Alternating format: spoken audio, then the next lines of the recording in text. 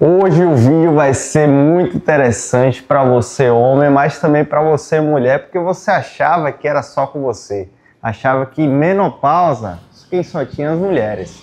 No homem a gente tem também uma coisa parecida, que é a andropausa. Muitos falam que os homens não têm essas dificuldades, os homens ficam homens para sempre, mas com o passar do tempo a testosterona, que é o principal hormônio e o responsável a falta dela por conta da andropausa, é justamente quem vai dar esses tipos de sintomas que eu vou falar aqui mais na frente no vídeo. Então, para você aí que já passou dos 40, saiba que a andropausa já pode estar começando a chegar em você.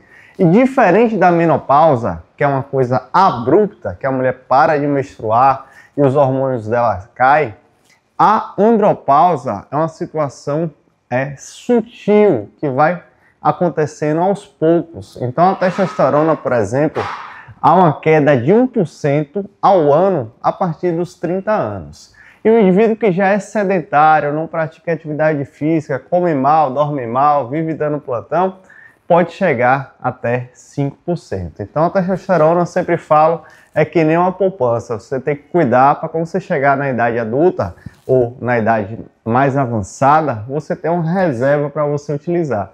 Se você já chega tendo a testosterona ali de 400, 500, quando você tem 30, 40 anos, quando você chegar nos 70, sua testosterona vai bater 100 ou até menos.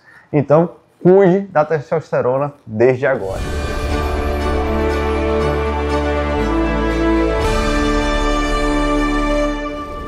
Andropausa, quais são os principais sintomas? Então, sabe aquele cansaço, aquela remosidade, aquela falta de vontade de fazer as coisas? Às vezes você acorda, fica ali apertando no despertador para tentar tirar um cochilo mais. Você levanta da cama, tem um monte de coisa para fazer, mas você fica procrastinando. Então, uma das coisas que acontece quando a testosterona está baixa é justamente essa astenia, esse cansaço, essa falta de vontade de fazer as coisas. Então, é um dos sintomas, e é um sintoma, veja, muito sutil, né? Pode ser confundido com depressão, pode ser confundido aí com doenças da tireoide, pode ser confundido aí com baixa energia, distúrbios psicossomáticos. Então, você que tem esse tipo de problema, que está sempre cansado, tem que dosar a testosterona e veja se ela não está baixa. Se estiver baixa, procure um urologista. Além disso, temos os distúrbios do amigão lá de baixo. Então, a baixa libido é um indivíduo que se vê uma mulher ou se vê uma porta, às vezes para ele é a mesma coisa.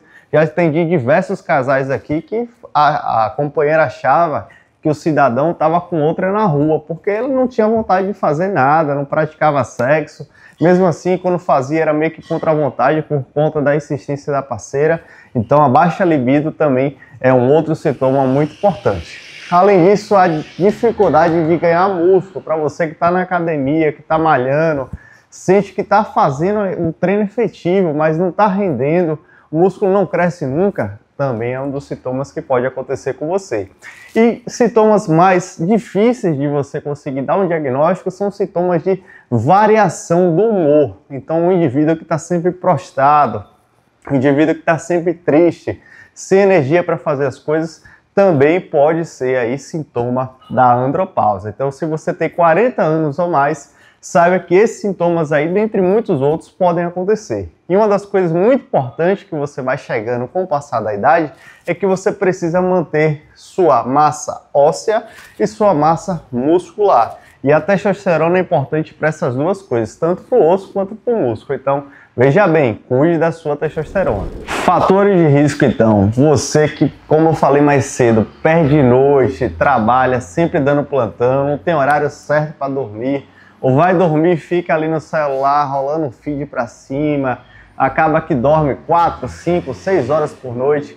Então, as noites mal dormidas, elas vão impactar diretamente na saúde, mas também diretamente na parte hormonal, né? Quando a gente está dormindo, é justamente o tempo que tem para o nosso corpo fazer a maioria dos reparos para conservar nossa memória, e também a testosterona, que tem um pico na manhã. Mas se você libera muito cortisol à noite, está sempre estressado, pode alterar esse pico de testosterona e com isso fazer com que você tenha uma testosterona baixa também. Então, a rotina do dia, com muito estresse, uma rotina com falta de sono, Sedentarismo, um indivíduo ali que não faz atividade física nenhuma, está sempre no escritório, não quer caminhar nem para pegar um carro, estaciona sempre perto na primeira garagem, tudo isso tem a ver. Para sair do sedentarismo, o que você precisa? No mínimo 30 minutos, 5 vezes na semana. Então, se você está menos que isso, saiba que você é sedentário.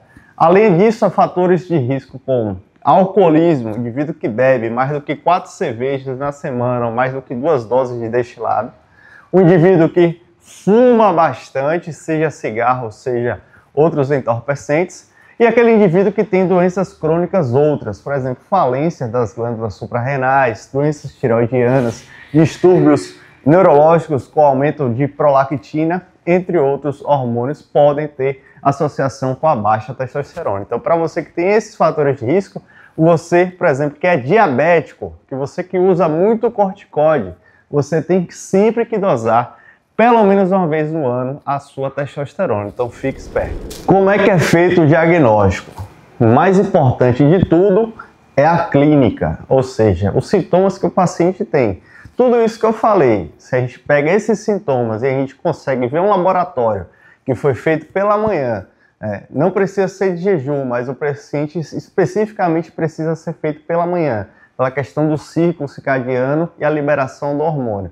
Então, se tem uma clínica e tem um laboratório mostrando testosterona baixa, o diagnóstico está firmado, não precisa de mais nenhum outro exame, só com esses 2 itens você já consegue matar a charada e já consegue começar o tratamento. Testosterona baixa, qual é o valor da testosterona? Vai depender do laboratório. Então veja a referência do laboratório, é muito variável de um laboratório para outro. Então mais ou menos ali entre 280 e 350 é o limite inferior da testosterona. Mas como eu falei, tem laboratórios que botam 400 e tem laboratórios também que botam 200. Eu já vi esses 2 casos. O principal de tudo é você somar uma coisa com a outra. Deficiência da testosterona no laboratório, mais a sintomatologia. Você foi diagnosticado, já sabe que você está na andropausa, sua testosterona está baixa, tem que começar o tratamento. O tratamento é diretamente proporcional ao que o indivíduo deseja na sua fertilidade. Por quê? Toda testosterona exógena, ou seja, injeção, gel, você vai acabar diminuindo a sua fertilidade, mesmo que de maneira transitória. Então, se o indivíduo quer ter filho ainda nesse ano, eu não recomendo fazer testosterona exógena. Então, a gente vai utilizar outras técnicas, como clomifeno, tamoxifeno e outras terapias para aumentar a própria testosterona. A gente tem várias medicações, ashwagandha, digicem, long jack, tríbulos terrestres, maca peruana, tudo isso para fazer com que a testosterona do próprio indivíduo aumente de maneira endógena.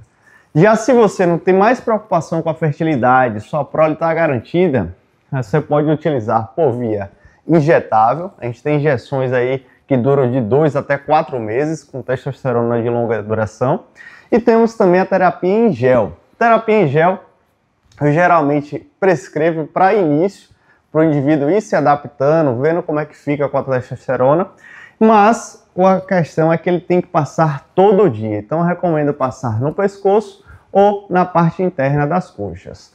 A injeção é muito boa, é muito prática, mas uma vez aplicada ela vai estar no corpo de acordo com a duração dela. Tem testosterona tipo deposteron, duratestrona, que vai durar ali 15, 20 dias. E a andesilato, por exemplo, o nebido, a testo, que vai durar ali de 2 a 4 meses. Então, injetou uma vez, você vai ficar com ela até o final da sua ação. Então, às vezes, alguns efeitos colaterais iniciais a gente não vai conseguir resgatar. Vai ter que realmente esperar. Exemplo, por exemplo, de espinhas, estresse, um indivíduo com maior irritabilidade. Então, pega essa dica. Aqui o objetivo não é prescrição, aqui é só para você entender. Procure sempre um acompanhamento com um especialista, de preferência um urologista que cuida dessa parte. E se cuide e faça a sua poupança desde cedo. Testosterona, se você perde no início, já chega faltando lá na frente. E meu lema é sempre sobrando, nunca faltando.